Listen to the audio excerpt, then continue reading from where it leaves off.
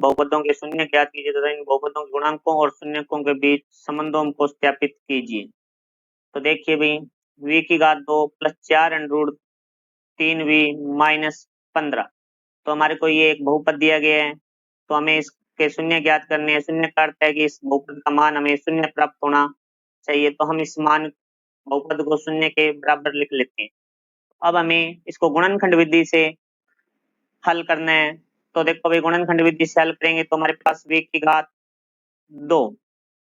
अब इसके भी मध्य पद की इस तरह से हमें विभाजित करना है, दो भागों की जोड़ने या घटाने पे मध्य पद गुणा करने पे प्रथम और तृतीय पद के गुणा के बराबर होना चाहिए। तो हम इसको लिखते हैं 5 under root 3v minus under root 3v। तो हम देखो भाई, घटाते हैं तो हमें 4 अंडर रूट 3v प्राप्त होता है, जबकि इनको दोनों पदों को गुणा करते हैं तो अंडर रूट 3 को अंडर रूट 3 से करते हैं तो 3, तो 5 दिए 15 प्लस माइनस माइनस माइनस का 15, v को 20 से किया क्योंकि आधार समान है तो घातें जुड़ जाएगी, तो v की घात 2। यहाँ प्रथम और तृतीय पद को गुणा करते हैं तो भी हमें माइनस 15 v की घात 2 प्राप्त होता है, समानता रखता है, तो माइनस 15 बराबर 0। अब हम प्रथम दो पदों में से उभयनिष्ठ लेंगे तो हमारे पास v उभयनिष्ठ आ रहा है, तो हमारे पास रह जाएगा v प्लस 5 अंडर रूट 3।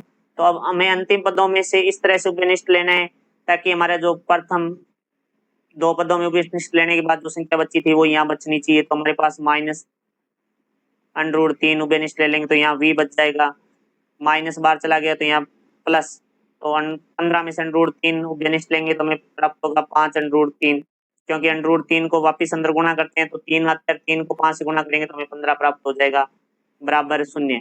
अब हमारा इन दोनों पदों में से जो उभयनिष्ठ है वो है हमारे पास v प्लस 5 अंडर रूट 3, तो हमारे पास पीछे रह जाएगा v माइनस अंडर रूट 3 बराबर हमें प्राप्त होगा 0।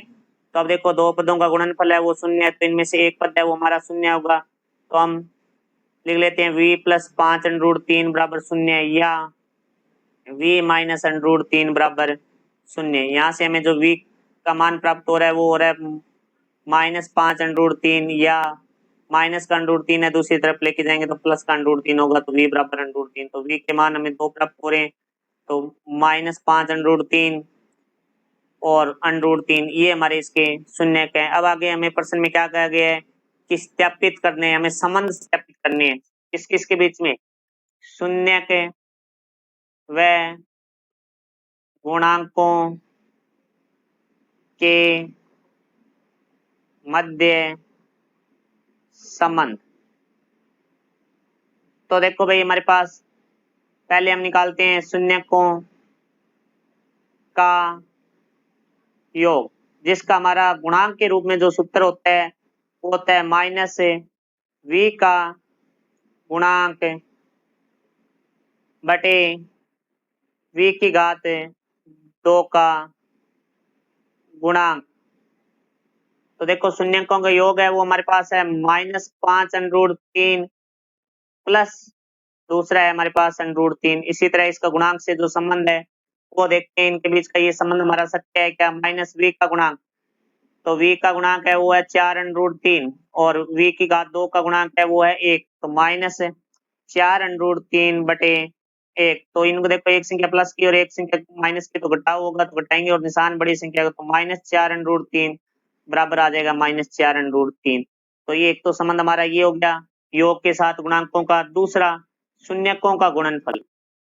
देखो भाई, शून्यकों का गुणनफल, इसका हमारा जो सूत्र है वो ये गुणांक के रूप में वो ये होता है अचर पद